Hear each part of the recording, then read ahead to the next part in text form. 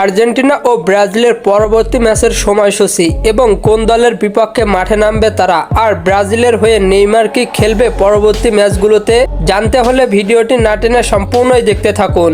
কাতারের স্মৃতিচারণ পেরিয়ে 2026 বিশ্বকাপের পরবর্তী গন্তব্যের পথে এগিয়ে চলেছে লাতিন আমেরিকা জায়েন্টরা। ইতিমধ্যেই 14টি ম্যাচ খেলে দুর্দান্ত পারফরমেন্সে 31 পয়েন্ট অর্জন করে বিশ্বকাপের টিকিট নিশ্চিত করেছে বিশ্ব চ্যাম্পিয়ন আর্জেন্টিনা। লিওনেল স্ক্যালোনির দল আবারও মাঠে নামতে যাচ্ছে জুন মাসে, তবে এবার বাছাই পর্বের আনুষ্ঠানিকতা শেষ করতেই আগামী 4ই জুন তাদের প্রতিপক্ষ হবে চিলি। ঐতিহ্য আর প্রতিদ্বন্দ্বিতার এক পুরনো গল্প। এরপর 9ই জুন তাদের প্রতিপক্ষ হবে কলম্বিয়া, যারা সবসময় চ্যালেঞ্জ ছুড়ে দিতে প্রস্তুত। লিওনেল মেসির নেতৃত্বে দলটি যেন এক অপ্রতিরোধ্য, প্রতিটি ম্যাচেই যেন থাকে এক নতুন কবিতার ছন্দ। আগামী বিশ্বকাপে নিজেদের জায়গা এমনভাবে প্রস্তুত করে তুলবে যাতে কেউ দ্বিতীয়বার চোখ রাঙাতে কেউ না পারে।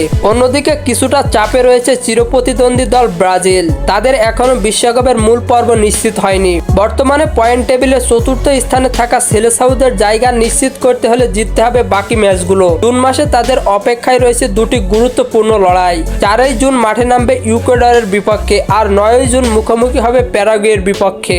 নতুন কোচের অধীনে ব্রাজিল শিবিরে বইছে পরিবর্তনের হাওয়া। প্রবীণদের অভিজ্ঞতা আর নবীনদের উদ্যমে গড়া দলটি পেতে চলেছে এক নতুন প্রাণ।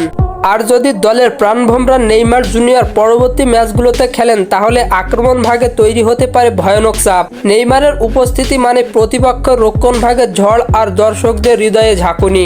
ব্রাজিল কোচ যেমনই পরিকল্পনা সাজান, একটি বিষয় স্পষ্ট, ব্রাজিল আর ভুলের সুযোগ নিতে চায় না। প্রতিটি ম্যাচে থাকবে লড়াই, থাকবে সম্মান রক্ষার মিশন।